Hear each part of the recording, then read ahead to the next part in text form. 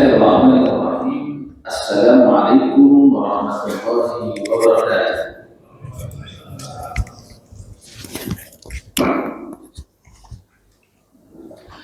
Alhamdulillahirabbil alamin wassalatu wassalamu ala asyrafil anbiya'i wal mursalin sayyidina wa maulana Muhammadin sallallahu alaihi wasallam wa ala alihi wa ashabihi wa man tabi'ahum bi ihsanin ila yaumiddin, amma ba'd.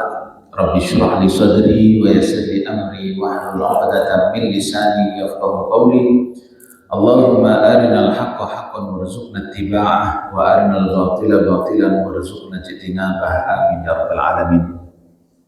Mari kita awali kajian kita dengan berdoa kepada Allah, mohon ilmu berkah, ilmu yang manfaat.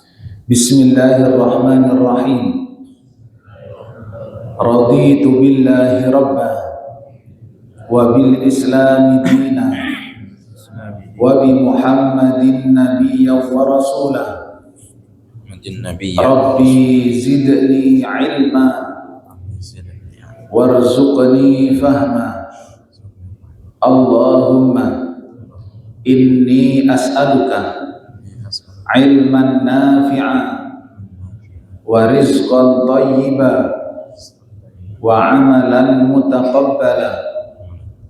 Allahumma inni a'udzu bika min ilmin la yanfa' wa qalbin la yakhsha wa nafsin la tashba' wa da'watin la yustajabu laha. Rabbana atina fid dunya hasanah wa fil akhirati hasanah wa qina adzabannar, amin ya rabbal alamin. Hadirin yang dimuliakan Allah, bagaimana kabar semuanya? Sehat? Alhamdulillah. Mudah-mudahan Allah berkahi keluarga kita, Allah jadikan keluarga kita keluarga sakinah mawaddah rahmah. Allah jaga iman kita, Allah jaga Islam kita, wafat semuanya dalam kondisi husnul khatimah, amin ya rabbal alamin. Saya awali dengan tilawah beberapa ayat. Saya ambil dari surat Al-Munafiqun. A'udzu billahi minasy syaithanir rajim. Bismillahirrahmanirrahim. Idza ja'akal munafiquna qalu nashhadu innaka la rasulullah wallahu ya'lamu innaka la rasuluh wallahu yashhadu innal munafiqina lakadibun. Ittakhadhu aymanahum junnatan fasaddu an sabilillah innahum sa'a ma kanu ya'malun. Dzalika bi annahum amanu thumma kafaru fatubi'a ala qulubihim fahum la yafqahun. Wa idza ra'aitahum tu'jibuka ajsamuhum wa in yaqulu tasma' liqawlihim ka'annahum khushubun musannadah yahsabuna kulla sayhatin 'alayhim humul 'aduwwu fahdharhum qatalahumullahu anna yufakun. Wa idza qila lahum ta'alu yastaghfir lakum rasulullahi lawwaw ru'usahum wa ra'aitahum yasudduna wa hum mustakbirun. Sawa'un 'alaihim astaghfarta lahum am lam tastaghfir lahum lan yaghfirallahu lahum Innallaha la yahdil qawmal fasiqin. Humul ladzina yaquluna la tunfiqu ala man 'inda Rasulillahi hatta yanfaddu walillahi khazainus samawati wal ardh walakinnal munafiqina la yafqahun. Yaquluna la'in raja'na ila al-madinati la yukhrijanna al-a'azzu minha al-adhall walillahi al-'izzatu wa lirasulihi wa lilmu'minin walakinnal munafiqina la ya'lamun. Shadaqallahul adzim. Hadirin yang dimuliakan Allah Subhanahu wa taala, pembahasan kita hari ini adalah ta'amulun Nabi sallallahu alaihi wasallam ma'al munafiqin. Interaksi Rasulullah sallallahu alaihi wasallam dengan kaum munafik. Munafik tentunya kita sering dengar ya. Bahkan ada lagunya. Di Indonesia ada lagu munafik nggak? Sampai jadi lagu di Indonesia ya. Di Quran ada surat khusus membahas tentang kaum munafik. Pembahasan tentang kaum munafik di Quran ini banyak dan ternyata ini memang penting untuk kita bahas karena kemunafikan itu bahaya di dunia maupun akhirat. Sifat munafik itu bahaya baik di dunia maupun akhirat. Oleh sebab itu Rasulullah SAW punya terapi khusus, punya cara muamalah khusus dengan orang-orang munafik. Dan orang munafik itu orangnya abu-abu. Kalau orang Islam jelas tandanya, orang kafir jelas tandanya, orang munafik abu-abu. Dengan orang Islam bisa, dengan orang kafir bisa. Bismillahirrahmanirrahim. Ta'amulun Nabi sallallahu alaihi wasallam ma'al munafiqin. Laqad kana nabiyyuna Muhammadun yu'amilu kulla fi'atin minan nasi hasba ma yaqtadihi wad'ahum wa halahum. Wa inna minal fi'at allati yanbaghi lana an naqifa 'indaha linanzura kaifa kana an-nabiyyu 'amiluhum fi'atul munafiqin wa humul ladzina azharul iman wa abtanu al-kufr. Adalah Rasulullah sallallahu alaihi wasallam memperlakukan setiap golongan sesuai dengan kondisi mereka. Dan termasuk golongan yang perlu untuk kita perhatikan, yang mana Rasulullah SAW berinteraksi dengan mereka adalah golongan orang-orang munafik. Ini nanti orang-orang munafik kalau kita lihat dari runtutan hadis Nabi yang sangat banyak, orang munafik inilah yang nanti pada akhirnya jadi penyokong Dajjal. Jadi munafik ini dia nanti kalau Dajjal keluar, mereka semuanya ngikut Dajjal. Padahal kelihatannya Islam, KTP-nya Islam, bajunya baju orang Islam. Tapi ketika nanti Dajjal keluar, mereka semuanya ngikut. Ini bahaya. Kok bisa orang Islam tapi ngikutnya Dajjal? Wa min abrazi sifatihim, termasuk sifat-sifat munafik yang paling tampak, dan ini kita belajar ini bukan untuk menghukumi orang, tapi kita belajar tentang sifat munafik adalah untuk menjauhkan diri kita dari sifat kemunafikan.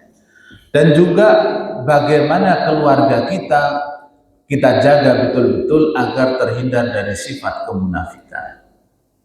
Ya, kalau kita alhamdulillah yang di Masjid Babul Jannah pagi hari ini, insya Allah imannya iman yang bagus, yang sempurna insya Allah.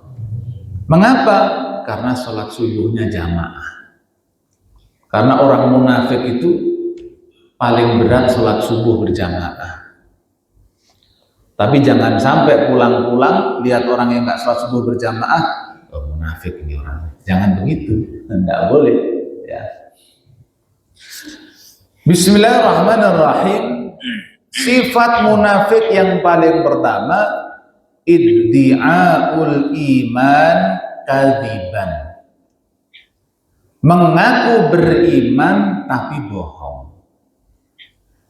Ayatnya surat Al-Baqarah ayat 8. Bismillahirrahmanirrahim. Wa minan nasi man yaqulu amanna billahi wa bil yaumil akhir wa ma hum bimu'minin. Dan di antara manusia ada yang mengatakan kami beriman kepada Allah dan hari akhir, padahal mereka tidak beriman. Al-Baqarah ayat 8. Orang-orang munafik itu ngaku iman padahal tidak. Kalau kita lihat ayat ini dengan konteks kekinian, hari ini itu terjadi diskusi bebas di ruang media sosial. Sudah tidak ada yang ngontrol, semua bebas berbicara. Efeknya dari bebas berbicara itu pada akhirnya semua perkara kalau pengen dibahas. Termasuk perkara-perkara yang ternyata membawa seseorang pada kemunafikan, jenis yang pertama ini. Beberapa hari lalu saya membaca sebuah diskusi di media sosial. Contoh, ada pemantiknya. Sebenarnya azab kubur itu tidak ada. Kenapa azab kubur itu kok dihembus-hembuskan? Supaya seseorang itu bisa diatur, supaya bisa tunduk. Makanya ngada-ngada kebohongan tentang azab kubur. Pemantiknya itu, komentarnya seabrek. Bagaimana komentar-komentarnya yang saya lihat di sana? Iya, orang ustadz-ustadz ngomong tentang azab kubur itu supaya bisa ngatur masyarakat, supaya masyarakat tunduk, makanya ditakut-takutin. Tuh. Saya juga nggak percaya sama azab kubur, itu mah akal-akalan saja. Itu kan ajaran gurun pasir maksudnya. Itu ajarannya Rasulullah padahal. Tapi komentar itu betul-betul banyak. Wallahu a'lam, siapa yang komentar? Apakah dia orang Islam? Wallahu a'lam. Apakah yang komentar bukan Islam? Kita juga nggak tahu. Tapi yang jelas, yang namanya diskusi publik hari ini, kalau nggak hati-hati, terkadang menyebabkan kita itu keluar dari derajat iman yang sempurna itu menuju kepada kemunafikan. Azab kubur itu bagian daripada fase kehidupan manusia dari mulai alam rahim, alam dunia menuju alam barzakh. Alam barzakh itu muqaddimah menuju negeri akhirat yang kekal nanti. Tapi diskusi itu begitu panjangnya, mengolok-ngolok salah satu akidah yang dari dahulu oleh Rasulullah SAW diajarkan kepada umat. Coba Rasulullah berdoa, Allahumma inni a'udzubika min adzabi jahannam wa min adzabil qabr. Sebelum salam, Nabi mengajarkan mohon perlindungan dari azab kubur. tahu-tahu tahun 2026 orang dengan bebasnya membahas itu dan menyatakan tidak percaya terhadap azab kubur. Wa minan nasi may yaqulu amanna billahi wa bil yaumil akhir wa ma hum bimu'minin. Sekalipun bajunya baju orang Islam, pakai peci juga, tapi kalau sudah tidak percaya dengan negeri akhirat, maka kata Allah, mereka sejatinya tidak beriman. Pakaiannya saja yang pakaiannya orang Islam. Ya. Maka hati-hati betul, ada orang mengaku iman kepada Allah, tapi nggak ada buktinya, alias kosong. Buktinya nggak ada. Nah, ini bahaya. Orang yang mengatakan aku beriman kepada Allah, ternyata mereka itu bertentangan dengan perintah Allah. Kalau ada perintah ditinggalkan, kalau ada larangan justru buru-buru dikerjakan. Ini yang viral sekarang ini. Kalau Rajab itu peringatan apa, Pak? Peringatan Isra Mi'raj. Apa yang terjadi di Banyuwangi, Pak? Isra Mi'raj di Banyuwangi apa yang terjadi? Isra Mi'raj di Banyuwangi sana di Jawa Timur.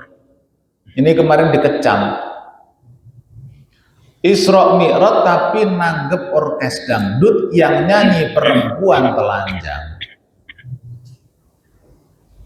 Di belakangnya baliho besar peringatan Isra Mi'raj.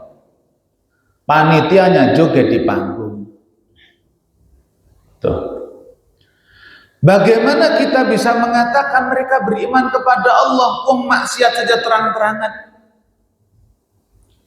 Habis pengajian dangdutan. Yang nonton ya, yang sebelumnya sih dengerin pengajian, Masya Allah, pengajiannya keren sekali, ustadznya ngasih ilmu. Dan setelah Waalaikumsalam itu joget, dangdutan. Kalau nggak percaya dibuka aja, Isra Mi'raj di Banyuwangi, langsung viral. Dan itu tetangga saya lagi. Dan saya baru aja pulang dari Banyuwangi kemarin. Hari Jumat pagi saya baru nyampe dari Banyuwangi. Pulang-pulang kok dapat berita itu, Masya Allah, ini kan daerah saya ini. Malu rasanya. Itu kan bukti bahwa di tubuh umat Islam itu ada orang-orang yang sudah tidak takut dosa lagi. Bayangkan sebuah pengajian, lalu kemudian hiburannya dangdutan. Itu pernah viral juga kasus yang serupa, peresmian masjid nanggep dangdut. Beberapa waktu yang lalu. Meresmikan masjid, Pak, dengan dangdut. Nah, itu kalau lihat seperti ini, bagaimana? Dia mengaku beriman kepada Allah, niatnya bagus. Niatnya panitia itu apa? Menghibur. Menghibur orang muslim itu kira-kira dapat pahala nggak, Pak? Membuat orang lain bahagia itu dapat pahala nggak kira-kira? Nah, itu niatnya mereka itu. Ya masyarakat biar seneng lah. Masuk pengajian kok ngantuk dengerin pengajian, ya biar seneng joget. Ini kalau kita lihat itu bukan perilaku orang beriman. Orang beriman nggak begitu. Orang beriman nggak begitu. Maka dari itu hati-hati betul. Zaman sekarang itu zaman bebas. Orang share informasi bebas. Orang kemudian mau komentar apa bebas. Coba. Gara-gara pengajian ada dangdutan orangnya telanjang. Kira-kira siapa yang bakal dihina oleh non-muslim? Yo Islamnya. Orang Islam itu nggak bener itu. Pengajian kok Ustaz joget. Ibadah di agama lain ada yang dengan nyanyi, Pak. Tapi nggak sampai joget begitu di dalam tempat ibadah. Tempat sakral nggak joget. Lah ini kok ada umat Islam. Joget di panggung, ada tulisannya peringatan Isra wal Mi'raj Nabi Muhammad. Malu sama nama yang ditulis. Nah, ini contoh. Jadi pelajaran-pelajaran ayat ini kita bawa ke zaman sekarang. Betapa kemunafikan di tubuh umat ini sudah parah luar biasa. Dan yang ngingetkan itu juga mulutnya itu kekunci. Berat, ngingetkan itu berat sekarang. Kita tuh seakan-akan nggak boleh ikut campur pada kegiatan orang lain. Udah kamu diem aja. Kalau nggak suka ya udah diem. Wong saya begini kok kamu yang rewel. Loh. Ini sekarang ini. Ngingetkan, dibilangnya kita cerewet. Ya. Kemudian yang kedua ciri orang munafik ya. Jadi yang pertama tadi mengaku iman padahal bohong. Ya. Mengaku iman nggak mau sholat itu imannya bohong. Mengaku iman nggak mau puasa itu imannya bohong. Mengaku iman tapi selalu menyelisihi Rasulullah itu imannya bohong. Dan hari ini fenomena ini betapa banyaknya di masyarakat kita. Ya. Maka kita selalu mohon hidayah kepada Allah untuk kita dan juga keluarga kita. Yang kedua al-khida'. Al-khida' itu suka nipu. Orang munafik itu suka nipu.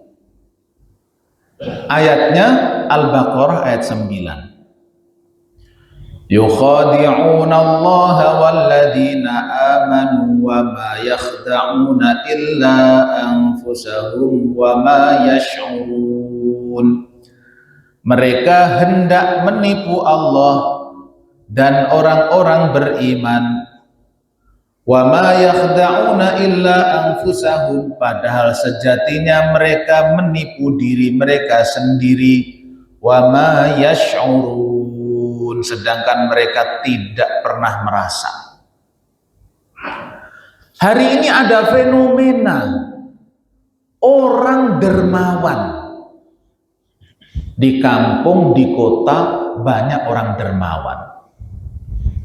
Sampai masyarakat mikir, kok bisa duitnya banyak?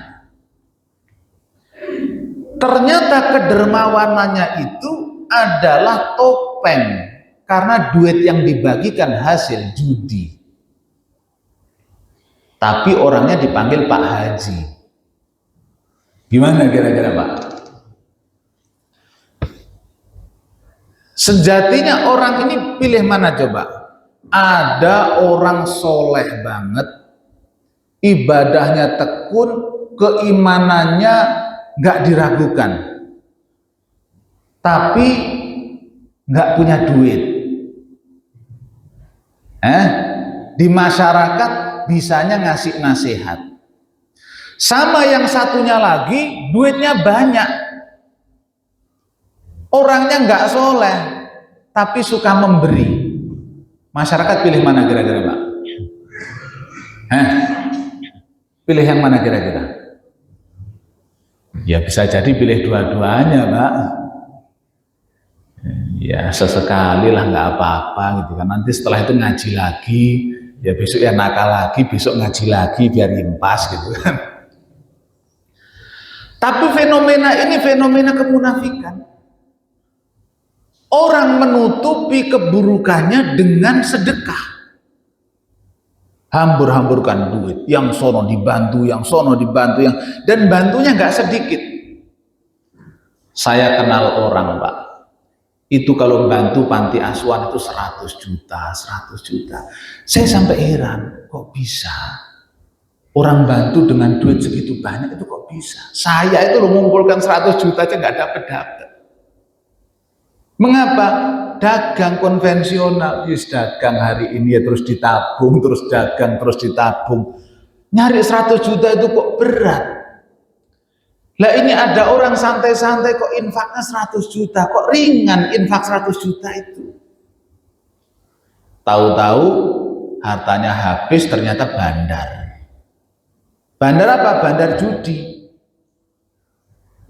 Akhirnya kan kita setelah tahu, oh ternyata.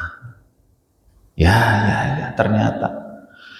Itu kan orang seperti itu, coba.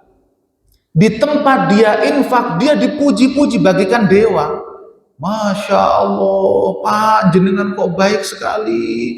Sumbangan rutin 100 juta, terima kasih. Anak-anak bisa makan, anak-anak bisa sekolah, anak-anak bisa begini. Padahal anak-anak disekolahkan pakai duit haram. Itulah makna yukhadi'un Allah walladzina amanu. Orang iman terkecoh. Wah, ya Allah, kok bisa loh orang sebaik itu? Nah, penilaian baik. Mereka hendak menipu Allah juga. Wah, dikiranya Allah itu nggak tahu gitu. Makanya terkadang orang yang duit haramnya kebanyakan, kadang mengatakannya begini, Pak, saya ini mau sedekah, mau membersihkan harta. Mau membersihkan harta. Loh, kenapa dibersihkan, Pak? Ya namanya duit saya kan ya ada yang haram-haram, makanya saya zakati. Duit haram itu dizakati apa enggak, Pak? Punya duit haram 5 miliar itu mencapai nisab itu. Jadi duit haram itu harus dizakati apa enggak, Pak? Loh, duit haram kok dizakati? Duit haram itu harus dilepas semuanya. Dia enggak berhak 1 rupiah pun yang namanya haram kok. Tapi orang sekarang menzakati duit haram. Wah, duit saya ini 10 miliar, harus saya zakati, saya potong 2,5%. Lalu dengan entengnya mengatakan, saya ini sedang membersihkan harta saya.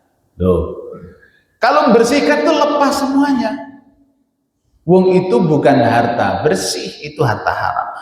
Itulah yukhadi'un Allah. Mereka hendak menipu Allah. Infaknya jor-joran, luar biasa.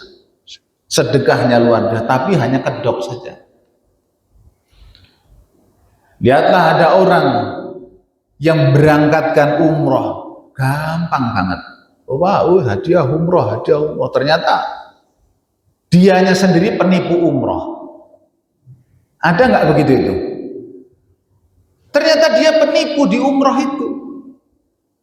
Gaet duit sana untuk berangkatkan yang sini, sana untuk berangkatkan yang sini, ngasih hadiah umroh yang sana. Kok enteng banget? Ternyata duitnya jamaah diembat semua.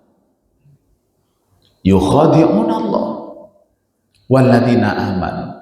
Orang yang nggak tahu ngomongnya begini, Masya Allah, Pak Haji itu hatinya mulia, Masya Allah, ada orang miskin diberangkatkan umroh. Padahal duitnya itu dari nipu jamaah yang lain. Itu terjadi, itu memalukan. Apalagi skandal yang terbaru ini, skandal bukan umroh lagi, ya, kakaknya umroh, skandal haji. Malu rasanya kita. Nah, orang munafik itu selalu menipu. Zahirnya baik, batinnya busuk. Nah, ini makanya hati-hati. Nah, ini nanti ada bagaimana Nabi bermuamalah dengan mereka. Karena orang munafik itu cuma beda aktor, modelnya sama. Sifatnya dari zaman dulu sampai hari kiamat nggak akan berubah. Cuma yang berbeda pelakunya sama tempatnya saja. Sifat ini akan nempel pada orang munafik. Abdullah bin Ubay bin Salul di zaman Nabi itu akan muncul di setiap zaman, cuma beda casing doang. Beda orangnya, beda tempatnya, sifatnya sama. Yang ketiga, orang munafik itu al-ifsadu fil ardi, berbuat kerusakan di muka bumi. Dalilnya mana? Al-Baqarah ayat 11, ayat 12. Wa idza qila lahum la tufsidu fil ardi qalu innama nahnu muslihun ala innahum humul mufsidun walakin la yash'urun. Apabila dikatakan kepada orang munafik itu, jangan merusak di muka bumi, mereka mengatakan sesungguhnya kami sedang melakukan perbaikan. Gak mau dituduh merusak, itu gak mau. Salah satu kepala desa di salah satu daerah, uang dana desa digunakan untuk taruhan online. Harusnya untuk membangun jalan, ternyata untuk judi online. Dan akhirnya kalah, jalannya rusak, duitnya habis. Itu kira-kira alasannya kalau ditanya paling ya kalau menang kan masyarakat makmur semua. Nah kalau kalah, mereka nggak nyangka kalau kalah itu gimana. Makanya kalau dikatakan jangan merusak, saya nggak merusak, saya bangun. Ya, ala innahum humul mufsiduna walakin la yash'urun. Ketahuilah sesungguhnya mereka lah orang yang merusak, akan tetapi mereka tidak menyadari. Merusak tapi nggak sadar. Namanya orang nggak sadar, ngerasa benar itu dinasihati nggak pernah bisa. Orang munafik itu nggak bisa dinasihati. Kalau dinasihati tersinggung. Nah, merusak ini modelnya banyak.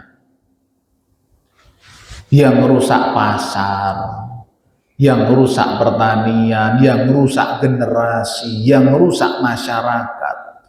Semua jenis kerusakan kalau dilakukan oleh orang yang mengaku Islam itu mengarah kepada kemunafikan. Karena orang Islam itu anti perusakan. Orang Islam itu bangun.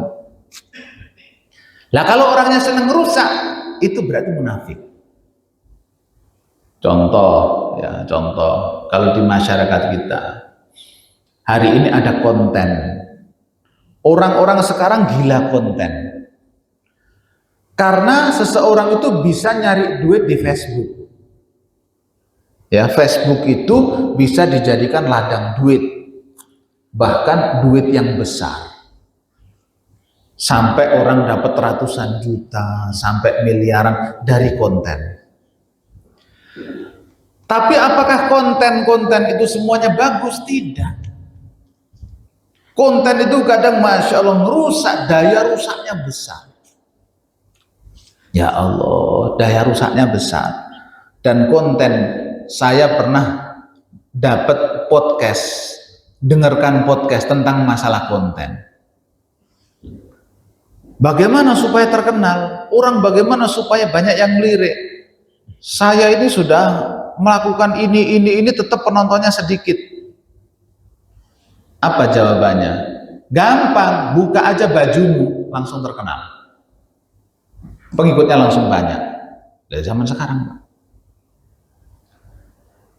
Orang itu nganggep bahwa yang penting dapat duit. Makanya konten yang ada sekarang itu rata-rata merusak. Generasi jadi rusak. Ya Allah. Kadang kita sedih dengar anak-anak ucapannya sekarang kayak apa coba? Itu kan gara-gara konten. Lah konten-konten itu kadang yang punya orangnya juga berjilbab. Kadang pakai atribut Islam. Tapi kontennya merusak. Punya daya rusak tinggi. Lah itu ciri-ciri orang munafik. Kalau kita lihat di tafsir Ibnu Katsir, la tufsidu al-fasadu wal kufru wal amalu bil maksiyah. Merusak itu adalah semua jenis kekufuran dan juga semua jenis maksiat. Ya, tapi semua orang kan pernah maksiat, iya. Bedanya kalau orang imannya betul, maksiat itu boleh jadi nggak sengaja, boleh jadi disengaja, tapi bedanya orang beriman cepat sadar, cepat istighfar. Tapi kalau orang munafik sudah tahu maksiat, tetap dia lakukan asalkan dapat keuntungan dunia.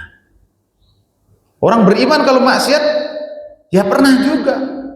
Tapi segera sadar, ya Allah saya salah, astagfirullah, saya salah. Orang munafik nggak begitu. Ya saya tahu ini dosa, tapi kan Allah Maha Pengampun. Tenang aja. Allah Maha Pengampun kok, jadi saya tenang aja. Ya. Jadi sekarang yang merusak itu banyak banget. Dan ini tidak boleh. Ya, merusak itu nggak boleh. Ada orang Islam di negeri kita merusak harga pasar.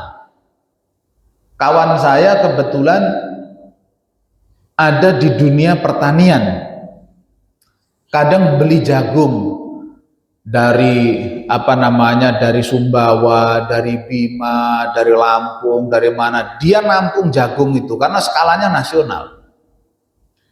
Tapi kadang dia ngeluh. Kita ini pengen nyerap harga jagung dari petani dengan harga mahal. Ini pemerintah impor nggak karu-karuan.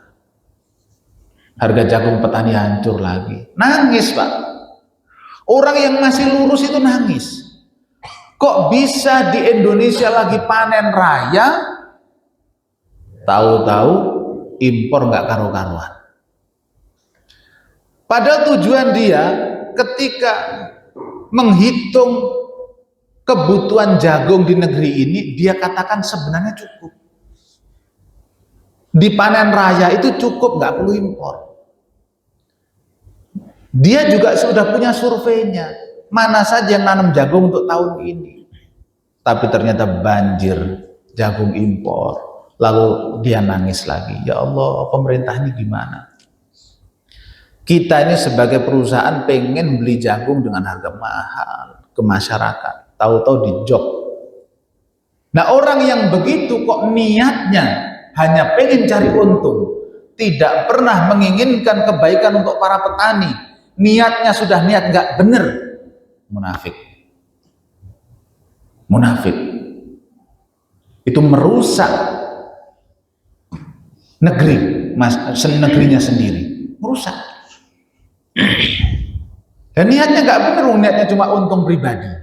Saya impor 1 kilo dapat 100 rupiah saja. Tetapi kan impornya jutaan ton. Lah 100 dikalikan jutaan ton, wah udah nggak karu-karuan. Ya, dan itu masih terjadi. Itu ya kegelisahan saya. Ya, kegelisahan saya juga. Saya ini petani kok. Saya dari kecil tani, tahu harga beras itu bagaimana. Betapa sulitnya jadi tani, Pak. Jenengan tahu pepaya ya? Di Jakarta harga pepaya berapa? 10.000. Di Banyuwangi kalau murah 1 kilo 500 rupiah. Petani nggak mau panen, Pak. Alah, saya panen juga 500 buat apa? 500, kadang 1.000 rupiah. Kalau lagi bagus 3.000. 3.000 itu harga pepaya sekilo 3.000, itu petani sudah sangat bersyukur. Ya sampai sini 10.000 wajar, perjalanan jauh dan lain sebagainya. Buah naga di sini mahal, di Banyuwangi kemarin terakhir saya kesana 4.000 sekilo. Petani itu kadang males, nggak usah panen ngapain, harganya rusak. Begitu ya. Jadi pepaya harganya itu kan permainan. Kalau orang yang mempermainkan harga itu kok niatnya merusak, bukan sekedar karena panennya banyak, kemudian ini harga turun, itu wajar dan sebagainya. Nah itu memang, ya tergantung, namanya kebutuhan dengan barang banyak, ya wajar. Tapi kalau niatnya ngerusak harga, maka itu dosa. Itu ciri-ciri orang munafik begitu, merusak keadaan. Nah, dan semua jenis kerusakan, baik kerusakan moral, kerusakan ekonomi, kerusakan tatanan sosial, kalau itu semuanya dilakukan kok dengan sengaja, itu ciri-ciri orang munafik, sukanya merusak. Ya, sukanya merusak. Nanti ada contohnya, bagaimana orang munafik suka merusak tatanan sosial. Baik, kemudian yang keempat ciri orang munafik adalah at-tatsaqulu fil ibadah. Berat ibadah. Berat diajak ibadah. Ya, berat diajak ibadah. Saya ngajak temen untuk ngopi. Harapan saya dia mau sholat. Ya udah, karena temen lama saya ajak ngopi supaya mau sholat. Sudah sampai di tempat kopi, sudah saya singgung tuh tempat kopinya. Pak, ada musolanya nggak? Wah, ada Mas di belakang, silahkan. Adzan berkumandang, saya ajak, Mas, ayo sholat dulu. kamu aja duluan. Loh, terus duluan itu udah kamu kapan? Akhirnya saya sholat, saya balik lagi, kamu nggak sholat dulu? Itu nggak sholat. Sampai akhirnya saya pulang, ya udah, nggak mau gimana lagi? Ya, tapi memang pas saya ajak itu celananya bolong sih, celana apa namanya jin yang di dengkulnya bolong itu loh. Baru beberapa hari yang lalu. Ya memang, tapi kan di musolanya disediakan sarung. Akhirnya saya nanya, kamu itu ikut aliran apa sebenarnya? Ya enggak ada. Ya enggak ikut aliran apa-apa. Lah padahal dia itu rajin banget ke pengajian, itu masalahnya. Jadi kalau ada sholawatan di mana-mana, sholawatan yang mengibarkan bendera gede-gede itu, dia paling depan. Kalau suruh mengibarkan bendera di sholawatan, paling depan. Sholawat yang model kekinian itu loh, yang musiknya jedak-jeduk itu. Sholawatan yang ada di mana-mana itu. Jawa Timur juga rame sekarang. Gema sholawat bersama ini, sholawat bersama ini. Dan itu sholawatan itu saya tanya di Banyuwangi itu, berapa habisnya untuk sholawat ini? Ratusan juta panitia itu. Terus kemudian parkir dapatnya banyak banget. Anak-anak muda gandrung dengan sholawat. Tiap hari sholawatan, bawa bendera gede-gede, tapi nggak mau sholat. Itu gimana? Sholawatan rajin tapi nggak mau sholat. Ini fenomena juga di negeri kita. Ya, at-tathaqulu anil ibadah, berat menjalankan ibadah. Innal munafiqina yukhadi'una Allah wa huwa khadi'uhum wa idza qamu ila sholati qamu kusala yura'una an-nasa wa la yadhkuruna Allah illa qalila. Sesungguhnya orang munafik itu hendak menipu Allah, padahal sejatinya Allah mengembalikan tipuan mereka. Apabila mereka berdiri untuk sholat, mereka berdiri dengan malas. Mereka berniat pamer kepada manusia dan tidak mengingat Allah kecuali sedikit. Orang munafik itu hendak menipu Allah, padahal Allah mengembalikan tipuan mereka. Ciri-cirinya kalau sholat males. Kalau sholat males. Nah, ayat ini surat An-Nisa ayat 142. Ini menggambarkan kondisi orang munafik di zaman Nabi. Orang munafik di zaman Nabi digambarkan bahwa mereka itu sholatnya berjamaah. Paham ya? Orang munafik di zaman Nabi sholatnya berjamaah. Mereka yang berat itu cuma dua, Isya sama subuh. Tapi kalau duhur, asar, maghrib, mereka itu rajin sholat orang munafik itu. Tapi kalau Isya sama subuh, itu mereka malas. Nah, Isya sama subuh di zaman Nabi jangan dibayangkan kayak sekarang sudah terang begini. Zaman dulu tentunya tantangan.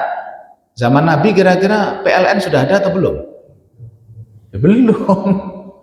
Jadi ya memang zaman itu ya berat, gelap, berat, macam-macam. Ya. Orang munafik zaman Nabi itu sholatnya berjamaah, tapi di waktu-waktu tertentu. Mengapa? Mereka pencitraan supaya di tengah-tengah kaum muslimin eksistensi mereka masih diakui. Mereka nyamar. Nyamarnya mereka masih mau sholat jamaah. Supaya apa? Supaya saya masih diakui oleh orang Islam. Jadi pergerakan saya itu aman. Karena kalau orang Islam lihat, oh dia sholat kok. Dia sholat kok ada di masjid. Padahal di dalam jiwanya itu kekufuran. Kalau sekarang,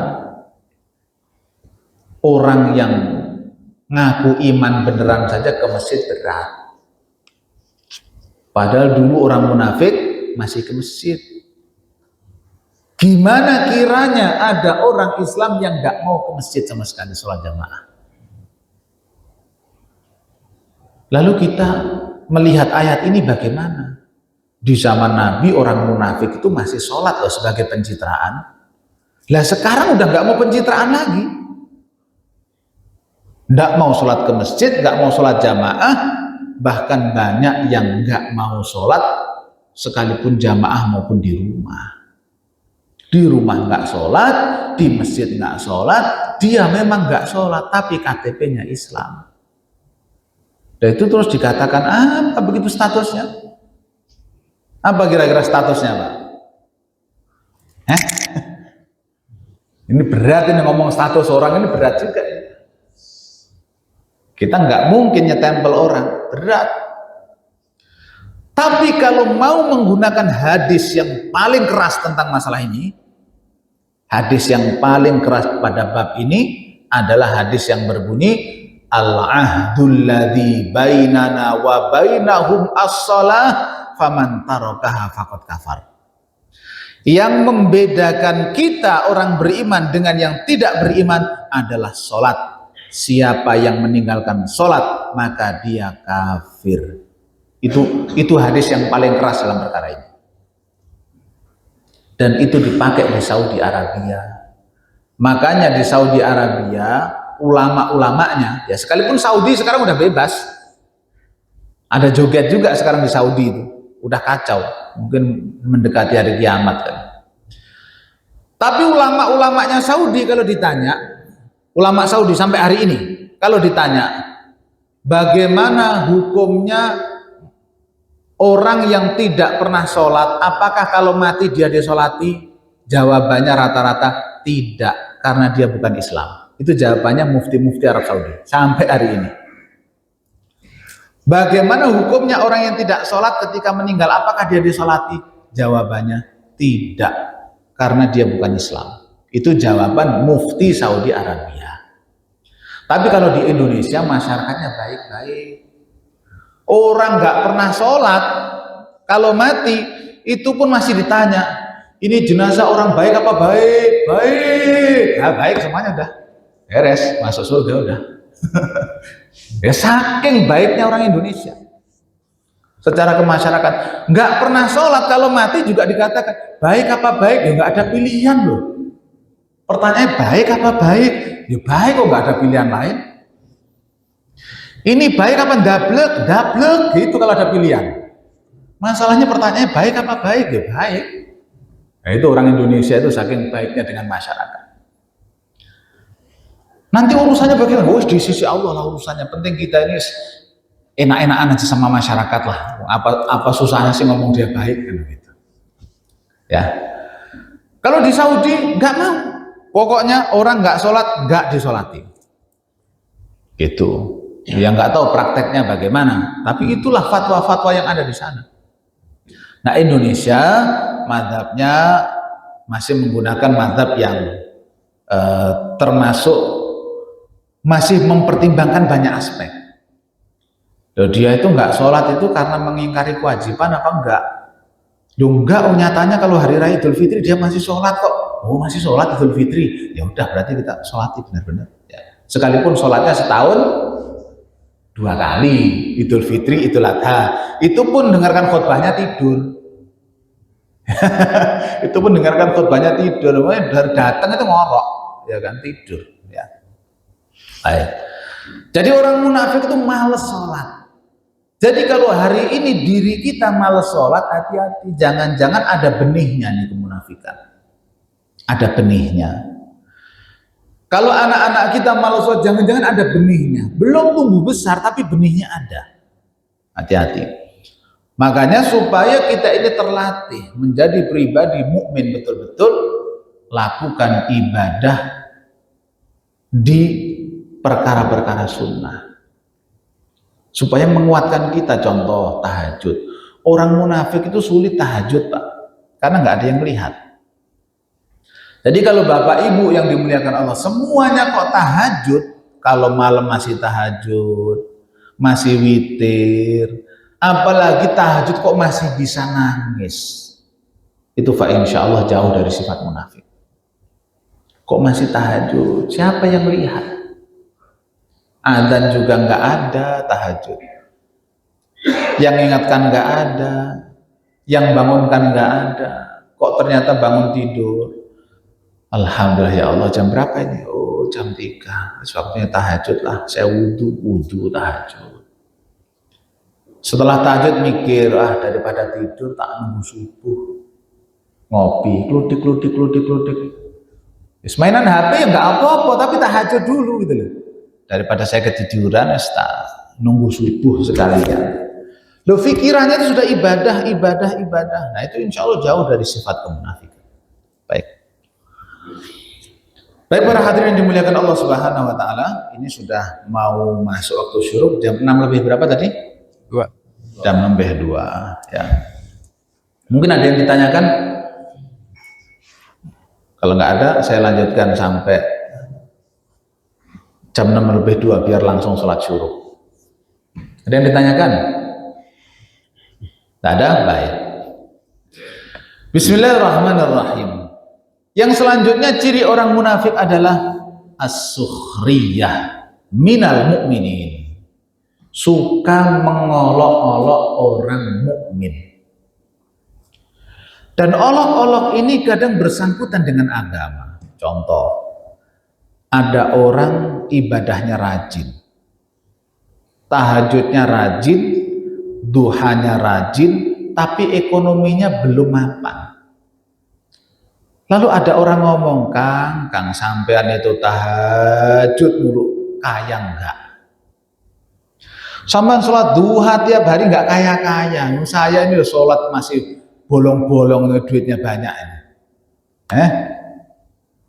Jadi menghina, ada orang sujud doa itu dihina. Kalau pengen kaya itu bukan duha, Kang. Lah terus apa? Ya ke Gunung Kawi sono. Kok malah ke Gunung Kawi itu gimana?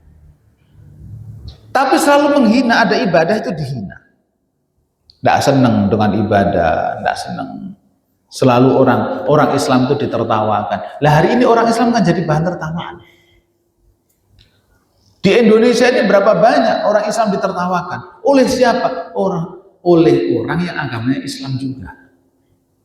Itu namanya munafik, itu ya orangnya agamanya Islam, tapi menertawakan orang Islam yang lain. Betapa hari ini olok-olok masalah agama itu sudah nggak terbentuk. Antar organisasi, bahkan sesama organisasi mengolok-olok yang lain. Masya Allah, olok-olokan. Sukhriyah minal mu'minin. Lah ngolok-ngolok itu sifatnya orang munafik. Makanya nggak boleh. Kita itu kalau bisa diem aja selamat sekarang. Ya. Lah ngolok-ngolok itu caranya aneh-aneh. Kalau sekarang cara yang ringan nih, ada orang menghina Islam, terus kita itu mencet tombol like gitu loh, yang begini di Facebook, di like. Lah itu menghina juga, sekalipun nggak ngomong. Lah ini klik di like, itu menghina namanya. Sukhriyah bil mu'minin, syiar Islam, ada orang jelek-jelekkan syiar Islam, di like, klik, ringan banget, satu ketukan. Tapi itu bagian dari kemunafikan. Kok bisa tanda begini menjadikan orang itu munafik? Iya, karena dikala Islam itu dihina, dia begini, klik, satu klik. Lah makanya sekarang saya bilang kemunafikan itu jalannya banyak di masa-masa informasi yang tiada batas ini. Jadi orang itu bisa tergolong munafik gara-gara cuma mencet tombol begini, klik like, munafik. Ciri orang munafik ada di dia maksudnya. Ya, Islam dihina, klik like lagi. Apa sih? Sekarang orang nge-like itu kadang nggak lihat-lihat. Oh, Islam dihina, di like, Islam dihina, di like, macam-macam. Ya, makanya ini hati-hati betul. Ya, hati-hati betul. Bismillahirrahmanirrahim. Wa idza laqul ladzina amanu qalu amanna wa idza khalau ila syayatinihim qalu inna ma'akum innama nahnu mustahzi'un. Ayat yang lain surat At-Taubah, alladzina yalmizuna al-mutawwi'ina minal mu'minina fis sadaqati walladzina la yajiduna illa juhdahum fayaskharuna minhum sakhirallahu minhum wa lahum adzabun alim. Yang surat At-Taubah saya bacakan artinya. Orang-orang yang merendahkan, orang yang berinfak secara sukarela, dan orang-orang yang mencela orang yang bersedekah sesuai kemampuan mereka karena mereka miskin, fayaskharuna minhum, mereka selalu menghina mereka semua, sakhirallahu minhum, maka Allah akan menghina mereka, walahum adzabun alim, dan bagi mereka adab yang pedih. Orang munafik itu kalau ada orang infak banyak dihina. Sok kaya kamu itu infak banyak-banyak. Tapi kalau ada orang infak sedikit dihina juga. Sekarang mah nggak laku infak 2.000, mau kamu infak 2.000 nggak laku.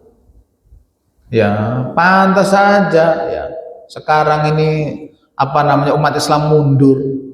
Sekarang infak aja 2.000. Nah, kalau itu dalam rangka menghina, masuk golongan munafik. Orang infak banyak dikatain sok kaya, orang infak sedikit dihina. Nah, suka menghina orang infak itu ciri-ciri munafik. Dalilnya tegas surat At-Taubah ayat 79 ya, 79. Baik, itu beberapa sifat munafik, masih ada beberapa, insya Allah kita lanjutkan di pertemuan yang akan datang. Mudah-mudahan Allah Subhanahu wa taala jauhkan kita dari sifat kemunafikan. Allah jauhkan keluarga kita dari sifat munafik, dan Allah jadikan iman kita iman yang kokoh, Islam kita Islam yang kokoh, dan kita wafat dalam husnul khatimah. Amin ya rabbal alamin. Demikian dapat saya sampaikan, kurang lebihnya mohon maaf. Assalamualaikum warahmatullahi wabarakatuh.